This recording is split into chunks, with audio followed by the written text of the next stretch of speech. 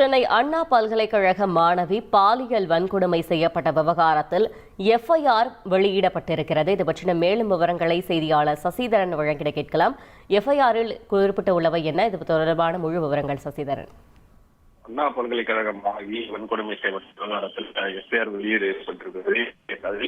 சிறுமி தனது காதலருடன் உணவு அறிந்துவிட்டு எப்போதும் பேசிக் கொண்டிருக்கும் இடத்தில் அமர்ந்து பேசிக் கொண்டிருந்த போது அதனை வீடியோ எடுத்து வைத்துக் கொண்டு ஒரு 30 வயது மதிக்கத்தக்க நபர், அதாவது ஞானசேகரனை அறியாததற்கு முன்பு அது 30 வயது மதிக்கத்தக்க நபர் என புகார் மனுவில் தெரிவித்திருக்கிறார்.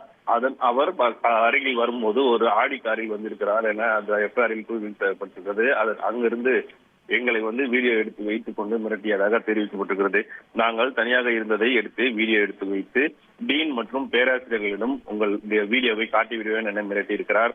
உடனே அந்த நபரை, அதாவது காதலரை அழைத்து சென்று டீனிடம் காட்ட இருப்பதாகவும் கூறி மிரட்டியிருக்கிறார். அவர்கள் இருவரும் அந்த ஞானசேகரனிடம் கெஞ்சி இருக்கிறார்கள், அவர்களை மன்னித்து விடுவோம் என கேட்டிருக்கிறார்கள். ஆனால் அவர் அதற்கு மன்னிப்படியாத ஞானசேகரன் அவர்களை மிரட்டி இந்த வீடியோவை உங்கள் தந்தைக்கு அனுப்பிவிடுவேன், நம்பர் என்ற போனில் மிரட்டியிருக்கிறார். அவர் பெண்ணின் போனை, மாணவியின் செல்போனை பிடுங்கி அதிலிருந்து அவர் தந்தை எண்ணை எடுத்து வைத்துக் கொண்டு மிரட்டியிருக்கிறார். அதற்கு பின்பு அவரை தனியாக வேறு ஒரு இடத்திற்கு அழைத்து சென்று அவர் பாலியல் துன்புறுத்தலுக்கு ஆளாக்கப்பட்டிருக்கிறார்.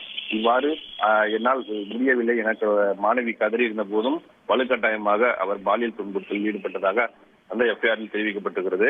நான் பார்க்கும்போது அவர் பிளாக் ஷர்ட்டும் கிரீன் ஜீன் வைத்து கேப் அணிந்திருந்தார். முகத்தில் முகவசம் இருந்தால் எனக்கு அடையாளம் தெரியவில்லை என தெரிவித்திருக்கிறார். அவர் அணிவித்திருந்த ஆடையை வைத்துதான் என்னால் அடையாளம் காணப்பட்டது என அந்த புகார் மனுவில் தெரிவித்திருக்கிறார். நாங்கள் இருவரும் எவ்வளவு கெஞ்சியும் எங்களை விடுவதாக இல்லை, வீடியோ எடுத்து வைத்துக் கொண்டு டிசி தர வைப்பேன் என மிரட்டியிருக்கிறார்.